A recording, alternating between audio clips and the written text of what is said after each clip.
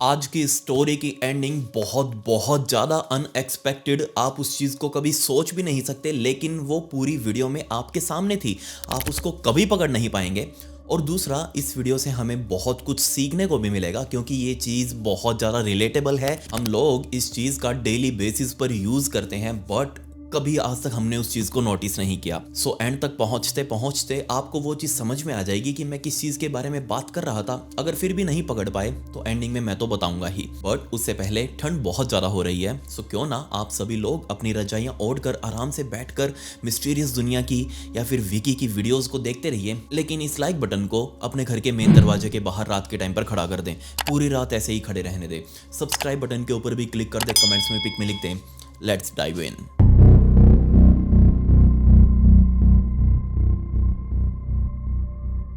इस इंसिडेंट को समझने के लिए हमें थाईलैंड के फीफी आइलैंड पर जाना पड़ेगा। थाईलैंड का नाम सुनते ही कितने खुश हो गए आप सभी। नहीं, मैं अकेला जाऊंगा, चलो साथ चलेंगे। और दिन था 12 जून 2012 का। दोपहर के टाइम पर दो बहनें, 25 साल की नोएमी बेलेंजर और उसकी छोटी बहन 20 साल की ऑड्रे बेलेंजर, असल में ये दोनों यहाँ फीफी आइलैंड पर घूमने आए हुए थे। और जैसे ही इन लोगों ने अपने होटल के अंदर चेक इन किया, ये दोनों बहनें अपना सारा तामझाम लेकर होटल के कमरे का लॉक खोलकर अब अंदर जा रहे थे। असल में ये दोनों बहनें क्यूबेक कनाडा से थी, और अब क्योंकि इनका स्कूल फाइनली खत्म हो चुका था, कॉलेज वगैरह शुरू होना था, और कॉलेज के शुरू होने से पहले इन छुट्टियों को सेलिब्रेट करने के लिए 1 महीने का लंबा ट्रिप इन दोनों ने बनाया।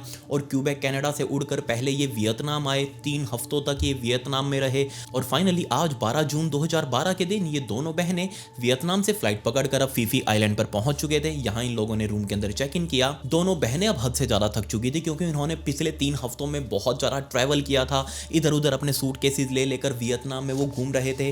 पूरी कंट्री इन्होंने अपने ट्रिप पर विजिट करी, और फाइनली अब ये लास्ट का 1 हफ्ता ये लोग थाईलैंड के अंदर घूम फिर कर इसको विजिट करना चाहते थे, जिसके बाद इनका प्लान साफ था कि ये लोग 1 हफ्ता यहाँ रुकने के बाद वापस अपने देश क्यूबेक कनाडा में चले जाएंगे। बट रूम के अंदर चेक इन करते ही, अब क्योंकि नोएमी बड़ी बहन ऑड्रे उसकी छोटी बहन, नोएमी ने सबसे पहले रूम को जांचा जैसे वो अंदर घुसे कि कहीं कोई कैमरा वगैरह तो नहीं लगा हुआ, हिडन कैमरा, या फिर कोई और पुराना सामान तो नहीं पड़ा हुआ, क्योंकि ऑब्वियसली होटल के रूम्स लोग बार बार यूज़ करते रहते हैं। नए गेस्ट आते हैं, पुराने चले जाते हैं, तो in between the mean time उसको साफ किया जाता है। सो इसीलिए नोएमी अब अपने रूम को चेक कर रही थी कि उसको साफ अच्छे तरीके से किया गया है, नहीं किया गया। उसने एक एक गद्दा उठाकर देखा कि कहीं कोई दीमक वगैरह तो नहीं लगे हुए, कीड़े मकोड़े तो नहीं है। बेड के नीचे देखा, कोई सामान तो नहीं पड़ा हुआ। चादर वगैरह उठाकर देखी, रूम एकदम प्रिस्टीन क्लीन था, कोई भी दिक्कत नहीं थी। सो फाइनली अब दोनों बहनों ने मिलकर अपना अपना सामान खोलना शुरू किया। नोएमी को थकान बहुत ज़्यादा हो रही थी, सो उसने तुरंत अपना कंबल खोला।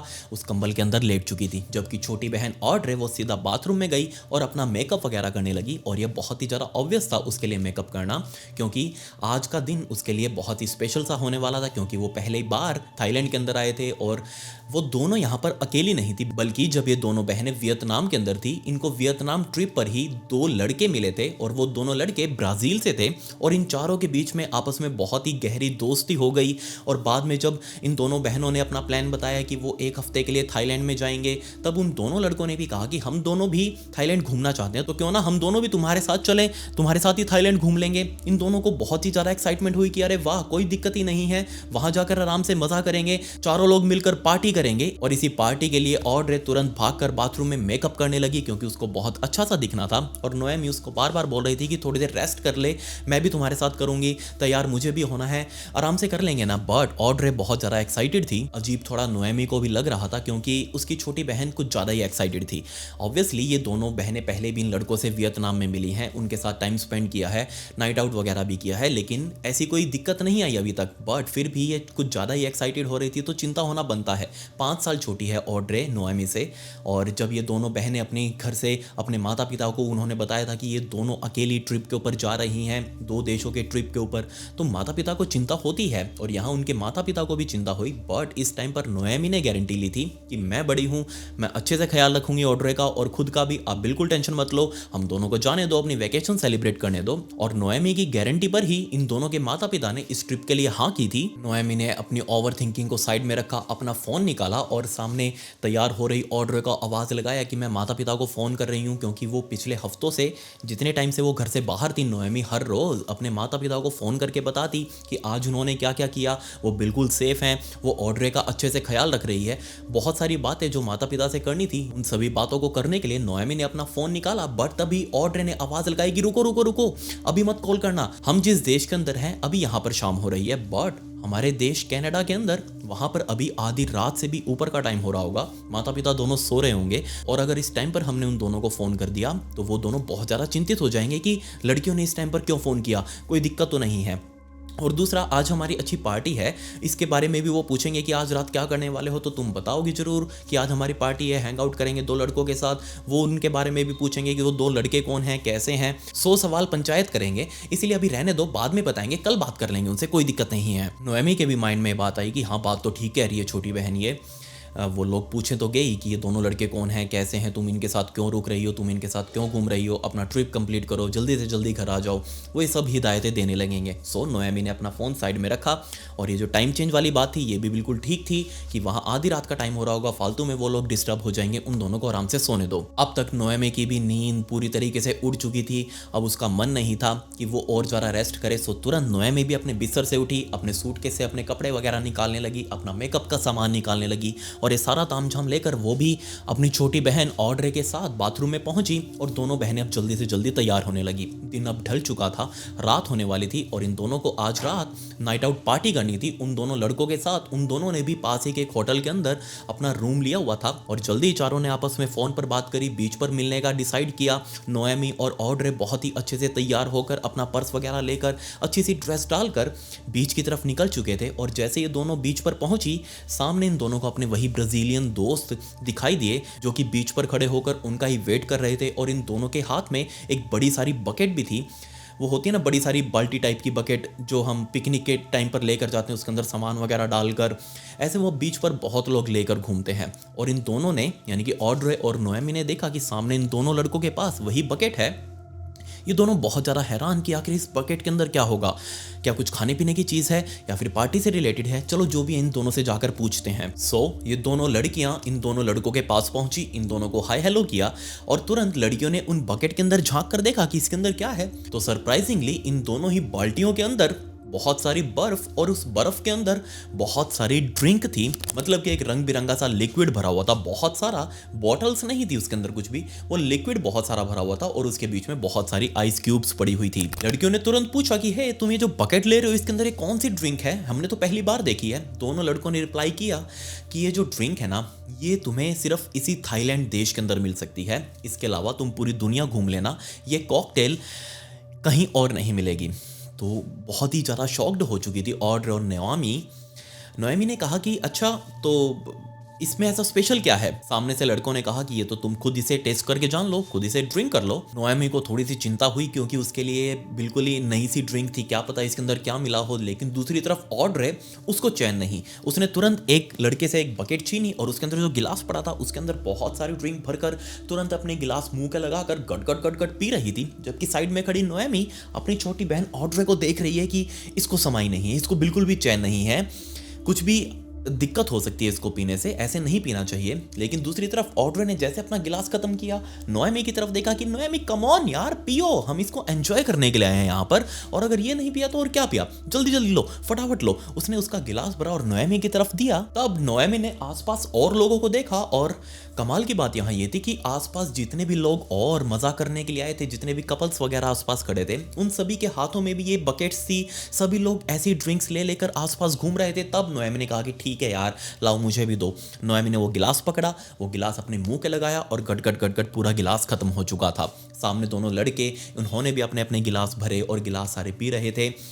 नोएमी के मन में फाइनली ये शांति थी कि चलो ठीक है यार, दोनों लड़के हमारे साथ वियतनाम में भी थे, इनके ऊपर ट्रस्ट किया जा सकता है, हम इनके साथ घूम फिर चुके हैं, रुक चुके हैं, कोई दिक्कत आज तक इन्होंने नहीं करी, तो आगे भी नहीं करेंगे। इसके कुछ देर बाद रात घनी गहरी हो चुकी थी, और जल्दी ही बीच, जिस बीच के ऊपर ये खड़े थे, इसी बीच के ऊपर एक बड़ी सारी डीजे पार्टी अभी ऑर्गेनाइज होने वाली थी। जल्दी वो डीजे शुरू हुआ, और जितने भी कपल आसपास नाच रहे थे, सभी लोग ये बकेट्स पी रहे थे, ये सभी लोग इकट्ठा होकर उसी फ्लोर के ऊपर जा चुके थे जहाँ डीजे चल चल रहा था। डीजे ने वॉल्यूम बढ़ाई, सभी लोग नाचने लगे और जल्दी ही नोएमी और ऑड्रे ये दोनों भी उन लड़कों के साथ नाच रही थी। नोएमी ने अपने वाला पकड़ लिया, ऑड्रे ने अपने वाला लड़का पकड़ लिया, थोड़ी थोड़ी दूर हो गई, गैप बना लिया और जल्दी ये चारों लोग आपस में दो कपल बनकर कपल डांस कर रहे थे। सबको बहुत मजा आ रहा था। आधी रात के आसपास का टाइम हो चुका था और अब तक नोएमी को कोई आइडिया नहीं कि उसने कितनी ऐसी बाल्टियां भर भर के पी ली होंगी, कितना उसने ये ड्रिंक्स पी ली होगी, कितना कुछ उसने आसपास का लोकल फूड खा लिया मजे मजे में, नशे नशे में। उस टाइम पर उसको कुछ भी ध्यान नहीं था। रात के तकरीबन 1 बजे के आसपास सभी लोग बहुत ज्यादा थक चुके थे। अब यहाँ पर सिर्फ वही नाच रहे थे जो पक्के बेवड़े थे, जिनके ऊपर दारू का कोई असर नहीं होता, नशे पतों का कोई असर नहीं होता। और इस मोमेंट पर नोएमी डांस करते करते रुक गई क्योंकि उसके सामने वाला उसका पार्टनर जिस लड़के के साथ वो नाच रही थी वो भी रुक चुका था। ये दोनों बहुत ज्यादा थके हुए थे।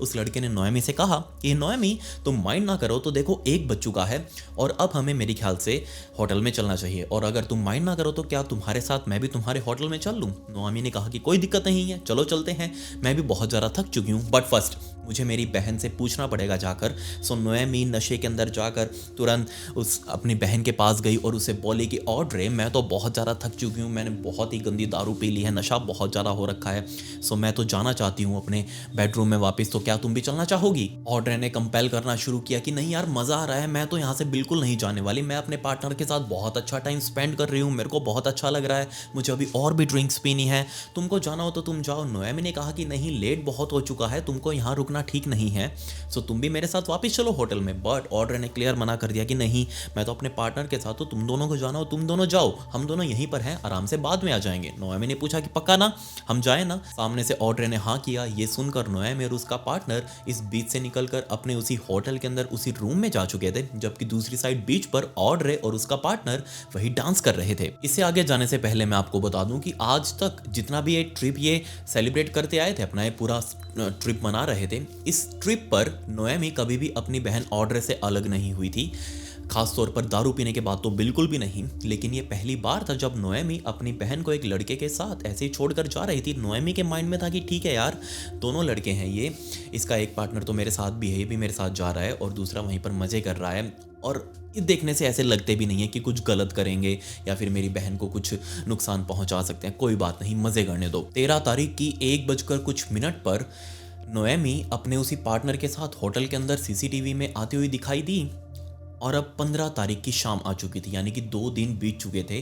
15 तारीख की शाम को इसी होटल की एक हाउसकीपिंग स्टाफ बार बार नोएमी और ऑड्रे वाले कमरे के बाहर खड़ी होकर दरवाजा खटखटा रही थी और बहुत देर से वो आवाज लगा रही थी, लेकिन सामने से कोई भी रिप्लाई नहीं आ रहा। बट इस बार वो हाउसकीपिंग वाली अपने साथ मास्टर की लेकर आई थी, क्योंकि पिछले 2 दिनों से वो लगातार इस कमरे के पास जब भी आती है तब वो दरवाजा खटखटा कर जाती है 2 बार, क्योंकि उसको रूम साफ करना था, रूम क्लीन करना था। बट 2 दिनों से पिछले वो दरवाजा खटखटा के ऐसे ही चली जा रही है, लेकिन कोई भी दरवाजा नहीं खोल रहा। और अब इससे ज्यादा हाउसकीपिंग वाली वेट नहीं कर सकती, क्योंकि अंदर जो भी गेस्ट हैं उनको बाहर आना पड़ेगा, क्योंकि रूम उनको क्लीन करना है, ये उनकी ड्यूटी है। अगर उसने रूम क्लीन नहीं किया तो होटल की मैनेजमेंट इस हाउसकीपिंग वाली से पूछेगी कि भाई तेरी ड्यूटी क्या है, तेरे पास मास्टर की है, तू जाकर रूम को साफ कर। सो अब की बारी मास्टर की लेकर अपने साथ इस दरवाजे को खटखटा रही थी। उसने दोबारा से बहुत जोर से खटखटाया, लेकिन अगेन अंदर से कोई रिस्पॉन्स नहीं आया। फाइनली उस हाउसकीपिंग वाली ने अपनी जेब में रखी उस मास्टर की को निकाला, सामने उस डोर हैंडल के अंदर लगाकर घुमाकर इसका दरवाजा खोला। जिस मोमेंट पर वो हाउसकीपिंग वाली आंटी इस कमरे के अंदर गई,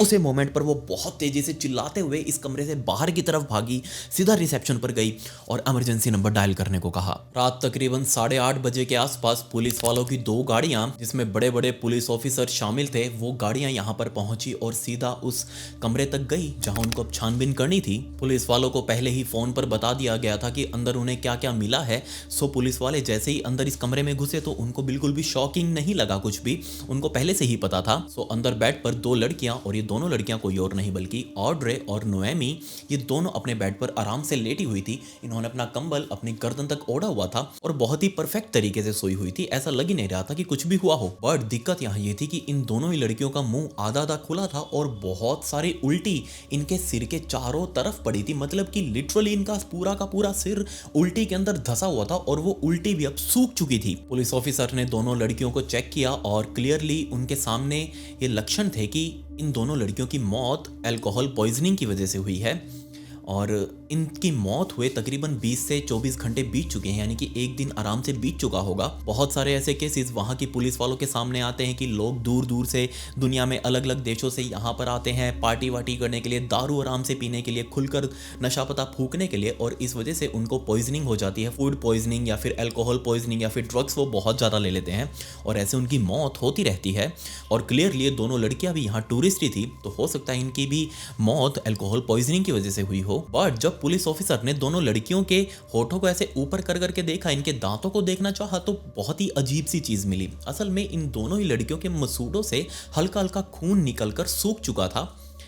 ये तो अल्कोहल पॉइजनिंग में नहीं होता। और जब इन दोनों लड़कियों के हाथों के नखूनों को देखा गया तो उनके अंदर भी हल्का हल्का खून ऐसे लगा सा हुआ था। ऐसा लग रहा था जैसे इन दोनों ने अपने आप को बचाने की कोशिश करी हो और उस डिफेंसिव मोड के अंदर आकर इन्होंने किसी से लड़ाई करी होगी और उस लड़ाई के चक्कर में ही इनको चोट लग गई। पुलिस वालों ने पूरे कमरे को अच्छे तरीके से खंगाला क्योंकि इनको लग रहा था कि भयंकर लड़ाई हुई होगी, लेकिन ऐसे कोई भी साइन पूरे कमरे के अंदर नहीं थे। ऑब्वियसली दो लड़कियां हैं, अगर यहाँ पर कोई घुस भी गया होगा इनके कमरे के अंदर और उससे इन्होंने लड़ाई करी होगी तो सामान उठापटक होगा, चद्दर अपसेट मिलेगी, आसपास का सामान टूटा फूटा मिलेगा, बिखरा हुआ मिलेगा, और जरूर किसी ने उनकी लड़ाई की आवाज़ें भी सुनी होगी, इन्होंने हेल्प भी मांगी होगी, लेकिन ऐसा कोई भी साइन उनको मिला ही नहीं और ना ही कोई आवाज आसपास के कमरों में रहने वाले लोगों ने या फिर होटल स्टाफ ने सुनी। सभी पुलिस ऑफिसर्स ने यही डिसाइड किया कि एज ए SOP हमें इन दोनों का पहले पोस्टमार्टम करवाना पड़ेगा। ऑटोप्सी रिपोर्ट में जो सामने आएगा उसी के बिहाफ पर हम अपनी इन्वेस्टिगेशन को आगे कर पाएंगे। हमें अभी तक पता ही नहीं है कि इन लड़कियों के साथ क्या हुआ है। तो इन दोनों की बॉडी को जल्दी से उठाकर स्ट्रेचर पर लाद कर एम्बुलेंस से पास ही के हॉस्पिटल में भेजा गया, जबकि दूसरी साइड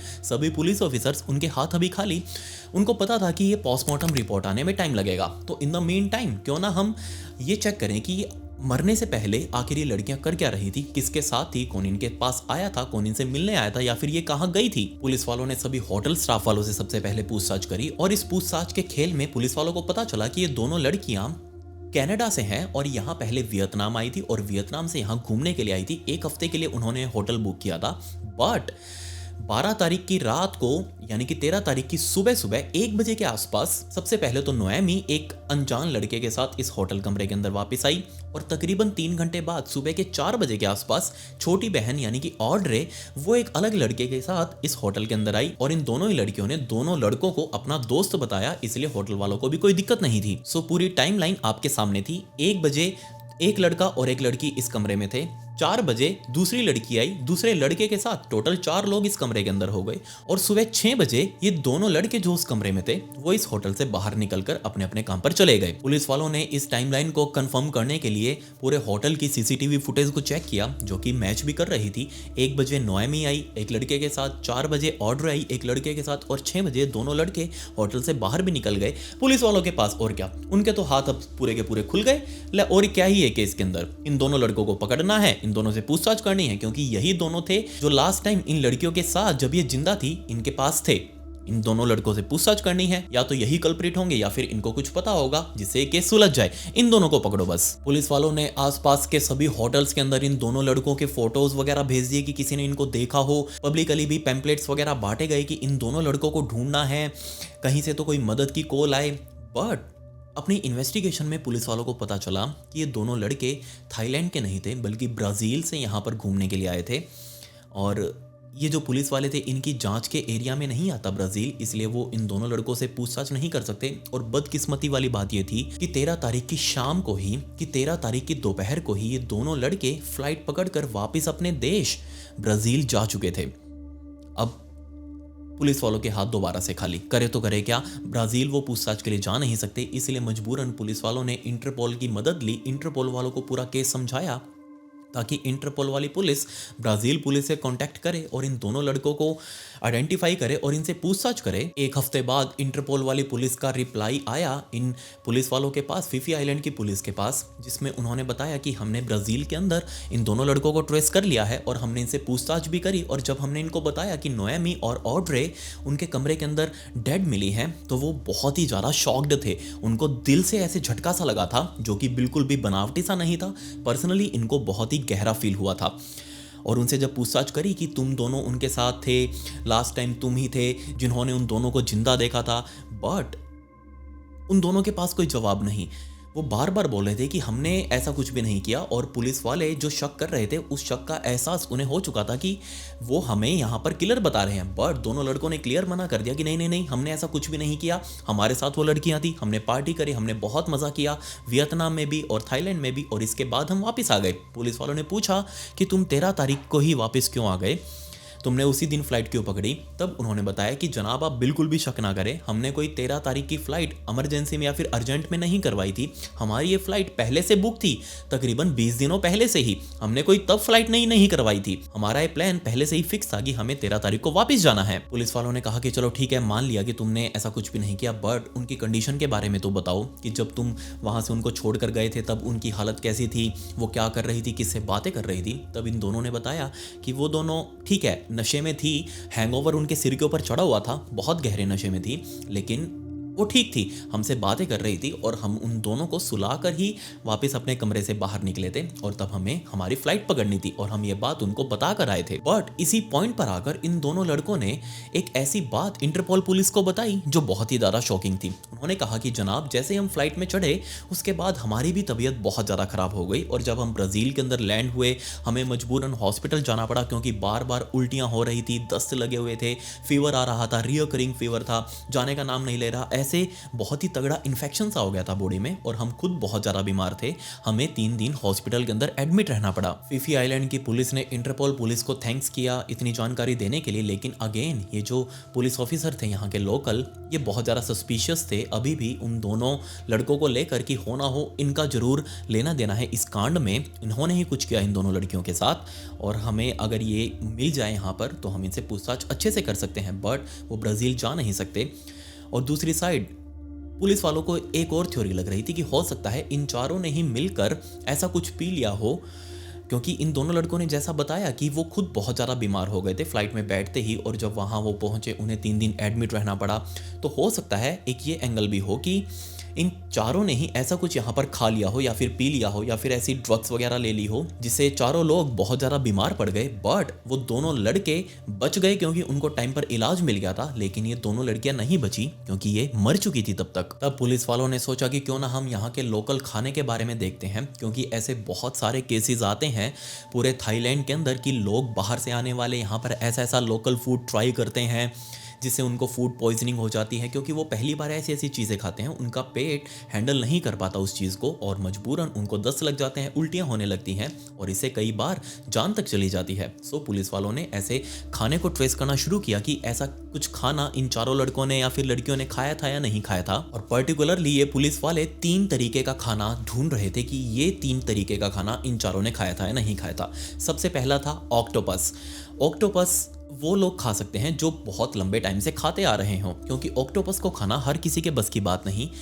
असल में बहुत सारे ऐसे केसेस पूरी दुनिया से सामने आते हैं, स्पेशली थाईलैंड से भी आते हैं कि लोग जिंदा ऑक्टोपस को खाने की ट्राई करते हैं और वो 2 उसकी टांगे खाने की नली में घुस जाएंगी, 2-4 टांगे उसकी सांस की नली में घुस जाएंगी और वो ऑक्टोपस बीच में ही अटक जाता है और इस वजह से किसी का भी दम घुट सकता है, उसकी मौत भी हो सकती है। अभी रिसेंट में ही मैंने आपके सामने एक केस रखा था जिसमें एक लड़की के गले में ऑक्टोपस फंसा दिया था, बट वो तो उसके बॉयफ्रेंड ने किया था। दूसरा ऐसा खाना वो था डेथ कैप मशरूम। ये एक जहरीला मशरूम है, लेकिन इसको सही तरीके से सही मात्रा में बनाया जाए तो ये एक बहुत ही लजीज डिश बनती है और स्पेसिफिकली सिर्फ थाईलैंड में ही पाया जाता है और ये लोग इस मशरूम को बहुत ही चाव से खाते हैं। और तीसरा है ब्लोफिश। जी हाँ, ब्लोफिश स्पेसिफिकली थाईलैंड के अंदर ही बहुत ही लजीज कुजीन माना जाता है, उसे लोग बड़े चाव से खाते हैं। लेकिन जो बाहर से लोग आकर इस खाने को ट्राई करते हैं तो उनके लिए ये एक नाइटमेयर भी बन सकता है, एक बुरा सपना भी बन सकता है, क्योंकि इससे फूड पॉइजनिंग बहुत बहुत जल्दी होती है। बट इस खाने को ट्रेस करते करते पुलिस वालों के पास हॉस्पिटल से फ़ोन आया जिसमें वो हॉस्पिटल वाले बोल रहे थे कि हमारी पोस्टमार्टम रिपोर्ट तैयार है, आप इसको पढ़ लीजिए आकर। और जब पुलिस वालों ने उस पोस्टमार्टम रिपोर्ट को पढ़ा तब समझ चुके थे कि वो जो अभी तक ये खाने की पॉइजनिंग यानी कि फूड पॉइजनिंग के बारे में सोच रहे थे ऐसा कुछ भी नहीं है, ये थ्योरी उनकी बिल्कुल गलत है। तो असल में इन चारों के साथ जो हुआ उसका राज छिपा हुआ था उस बकेट के अंदर। जी हाँ, वही बकेट जो दोनों लड़के बीच के ऊपर लेकर खड़े थे और दोनों लड़कियां जब बीच पर आई इन्होंने देखा कि सामने दोनों लड़के बकेट लेकर खड़े हैं और ये दोनों लड़कियां जब उनके पास गई उसके अंदर बहुत सारी ड्रिंक थी, कॉकटेल अलग अलग टाइप की बनाई गई थी। असल में ये बकेट पीना कोई हलवा नहीं है, कोई मजाक नहीं है, ये सच में बहुत बहुत ज़्यादा खतरनाक हो सकता है। और स्पेसिफिकली सिर्फ थाईलैंड के इस फीफी आइलैंड नाम के इलाके में ही इस बकेट को सर्व किया जाता है।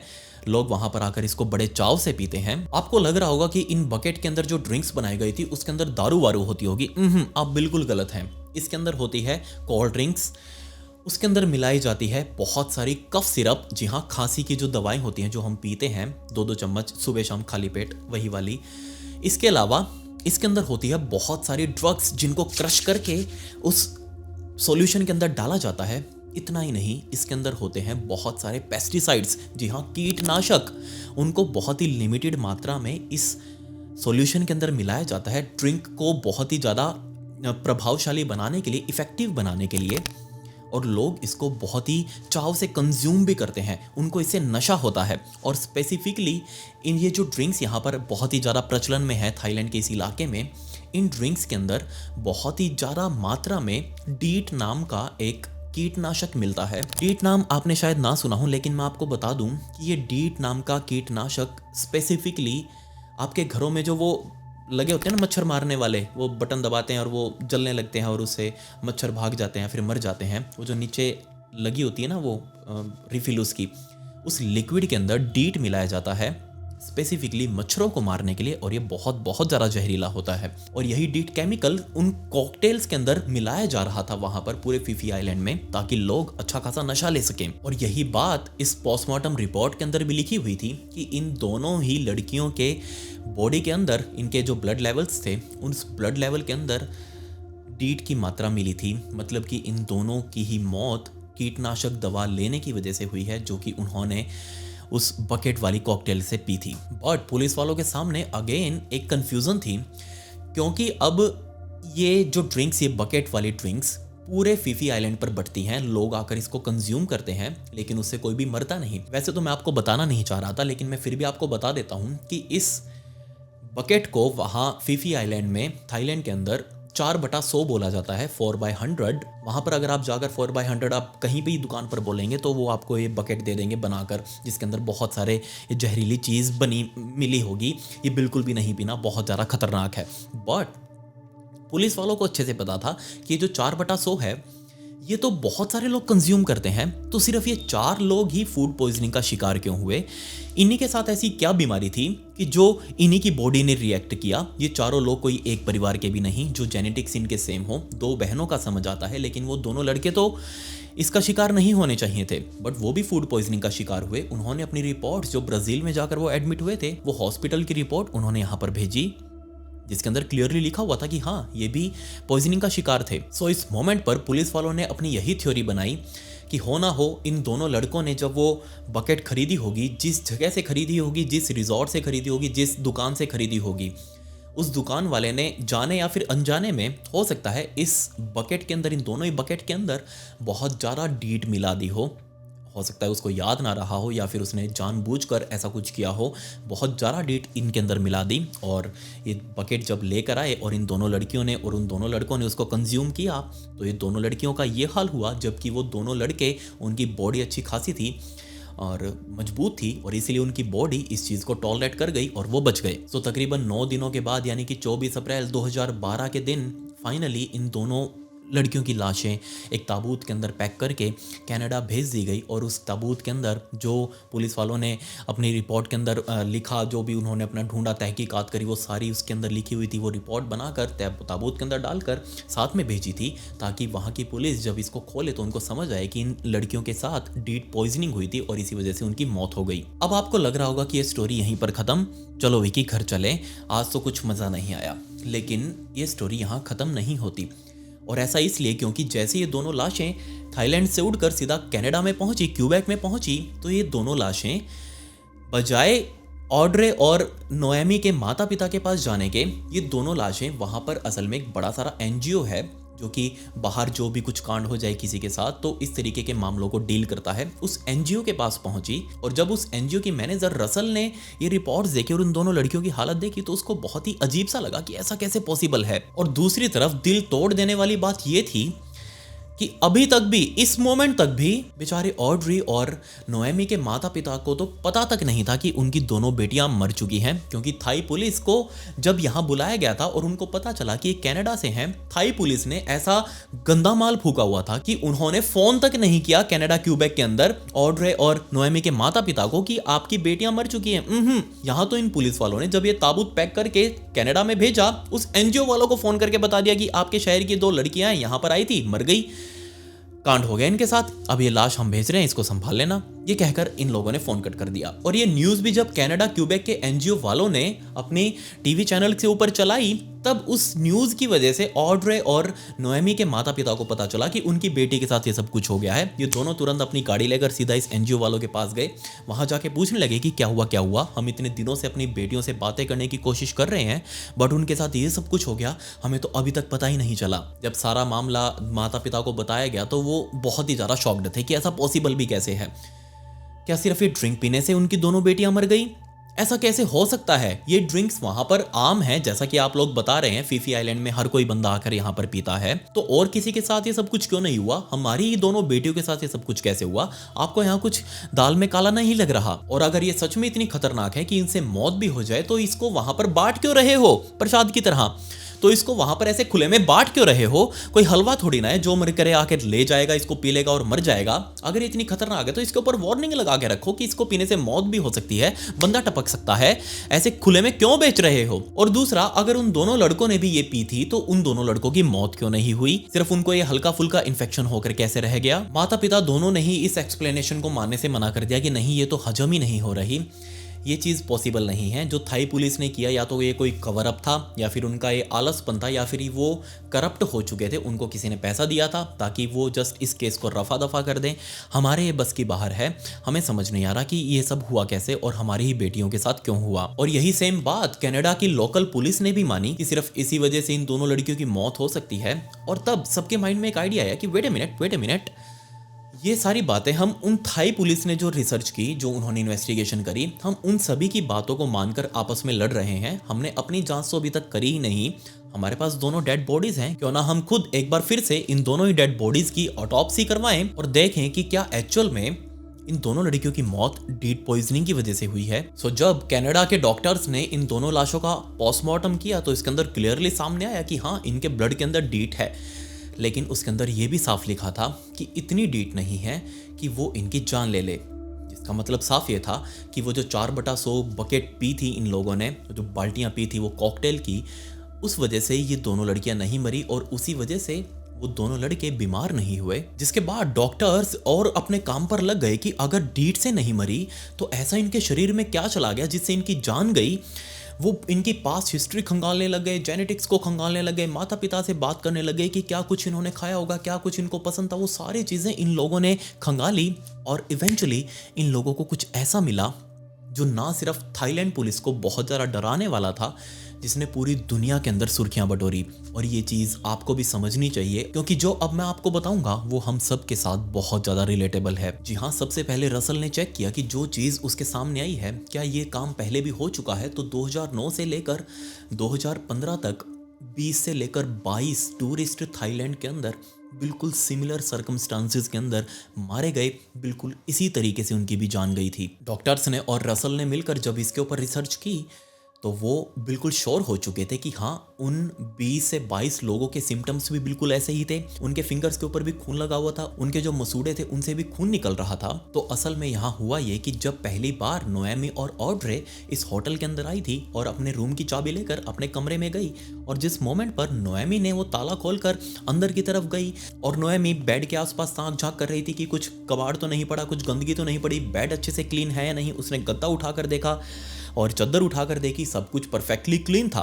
वो वहाँ पर दीमक वगैरह चेक कर रही थी कि कहीं उनको शरीर पर लड़ ना जाए, काट ना लें, ऐसे कोई कीड़े मकोड़े तो नहीं है। लेकिन वहाँ कोई नहीं था, लेकिन वहाँ ऐसा कुछ भी नहीं था। बहुत ही साफ सफाई से इस चीज़ का ध्यान रखा गया था। और ये साफ सफाई होटल वाले असल में पेस्टिसाइड से करते हैं, जी हाँ, वो लोग ऐसे पेस्टिसाइड से रगड़ते नहीं हैं, बल्कि सीधा पेस्टिसाइड्स को स्प्रे करते हैं ताकि ऐसे कोई भी दीमक उनके बेड में ना लगे, कोई भी कीड़ा मकोड़ा मच्छर मक्खी यहाँ पर ना हो, आने वाले गेस्ट को रूम एकदम नीट एंड क्लीन मिले। और स्पेसिफिकली थाईलैंड के अंदर फॉस्फिन गैस इस काम के अंदर बहुत बहुत ज़्यादा यूज़ की जाती है। फॉस्फिन गैस से नो डाउट जितने भी मक्खी मच्छर होंगे, दीमक वगैरह होंगे, वो सारे मर जाएंगे, उससे साफ सफाई हो जाएगी। लेकिन वो बहुत बहुत ज़्यादा जहरीली है किसी इंसान के लिए भी, और ये कितनी जानलेवा हो सकती है इसका अंदाजा आप यहीं से लगा लीजिए कि पूरी दुनिया में फॉस्फिन गैस का छिड़काव करके बेड्स वगैरह को साफ करना या फिर दीमक वगैरह के लिए उसका स्प्रे करना पूरे तरीके से इलीगल है। ये हर जगह बैन है। सो हुआ यहाँ पर ये कि जब रात के टाइम पर पार्टी करके 1 बजे नोएमी और उसका पार्टनर यहाँ पर आए तो वो इसी बेड के ऊपर लेटे हुए थे। वो अपना प्राइवेट टाइम स्पेंड कर रहे थे। और दूसरा, जब 4 बजे ऑड्रे और उसका पार्टनर इसी बेड के ऊपर आए तो इन चारों ने अपना प्राइवेट टाइम स्पेंड किया और उसी इंटीमेसी प्रोसेस के अंदर वो गद्दा ऊपर नीचे हो रहा था। अब दिक्कत यहाँ ये थी कि इस होटल वालों ने इस गद्दे को साफ करते टाइम लिटरली फॉस्फिन गैस इस गद्दे के ऊपर मारी थी ताकि जो अंदर भी कोई कीड़ा मकोड़ा फंसा हो वो मर जाए। ये फॉस्फिन गैस लिटरली उस गद्दे के अंदर ट्रैप हो चुकी थी। और जब ये गद्दा ऊपर नीचे हुआ, वो लोग जब इंटीमेट हो रहे थे, वो लोग जब हिल रहे थे, तो वो गैस बाहर रिलीज़ हो गई। और उसी वजह से ये चारों पहले से नशे में तो थे ही, ये चारों ने उसी गैस के अंदर सांस ली। वो गैस ना सिर्फ ऑड्रे और नोएमी को बल्कि इन दोनों लड़कों को भी चढ़ चुकी थी। बट 6 बजे के आसपास ये दोनों लड़के तो उस वातावरण से निकलकर बाहर फ्रेश एयर के अंदर आ चुके थे, लेकिन ऑड्रे और नोएमी ये दोनों अभी उसी बेड के ऊपर थी। उसी वातावरण में रहने की वजह से नोएमी और ऑड्रे की बॉडी बार बार फॉस्फिन गैस को इनहेल कर रही थी। इस कमरे में कोई वेंटिलेशन उस टाइम पर उन्होंने ऑन नहीं किया था और इसी फॉस्फिन गैस की वजह से बेचारे ऑड्रे और नोएमी दोनों की मौत हो गई। और दिक्कत यहाँ ये है कि फॉस्फिन गैस अगर खून में चली जाए तो जान जाने के बाद पोस्टमार्टम रिपोर्ट में ये सामने भी नहीं आती। और बिल्कुल ऐसा ही कुछ यहाँ भी ऑड्रे और नोएमी के साथ भी हुआ। और ना सिर्फ इन दोनों के साथ बल्कि 20-22 टूरिस्ट जो पहले इस वजह से मरे हैं उनके साथ भी। अब बेशक ये फॉस्फिन गैस यूज़ करना इलीगल हो, बेशक आप लोग बेड को साफ़ करने के लिए, उसको सैनिटाइज करने के लिए डायरेक्ट उसके ऊपर पेस्टिसाइड्स नहीं छिड़क सकते, इतना सब कुछ होने के बाद भी ना तो आज तक ये चीज़ थाईलैंड के अंदर रुकी और ना ही कभी रुकेगी। ना ही हमारे आसपास के होटल्स भी बहुत है जो ये सब काम करते हैं। बड़े बड़े होटल्स के बारे में बात कर रहा हूँ मैं, जिनके अंदर आप और मैं जाकर रुकते भी होंगे कभी ना कभी। मैं तो बहुत बार रुका हूँ, लेकिन वो चीज़ आज भी होती है। और दिक्कत सबसे बड़ी ये है कि इस चीज़ के लिए किसी को जिम्मेदार भी नहीं ठहराया जा सकता। आज तक भी ऑड्रे और नोएमी की मौत के लिए किसी को अकाउंटेबल नहीं बताया गया। सिर्फ यही जो थ्योरी थी जो उनके साथ हुआ वही सारा कुछ आगे रख दिया। बट आगे से आप कभी किसी होटल के अंदर चेक इन करें तो प्लीज़ एक बार रिसेप्शन पर ये पूछ लीजिएगा कि आपके रूम की क्लीनिंग कैसे होती है, क्या वहाँ पर पेस्टिसाइड्स वगैरह छिड़कते हैं, क्या उनके बेड को सही ढंग से तरीके से धोकर साफ़ किया जाता है या फिर उसके ऊपर डायरेक्ट ही फॉस्फिन गैस छिड़क देते हैं। पूछना आपका हक है क्योंकि ये आपकी जान का सवाल है। खैर, आप मुझे बताइए कि आपने क्या कभी ऐसा अटपटा सा इंसिडेंट देखा था? अगर हाँ तो उसके बारे में नीचे ज़रूर जिक्र करें। ये मेरे इंस्टाग्राम आईडी का लिंक आपको डिस्क्रिप्शन में भी मिल जाएगा। अब वहाँ आकर मुझे फॉलो कर सकते हैं, मुझसे बात कर सकते हैं।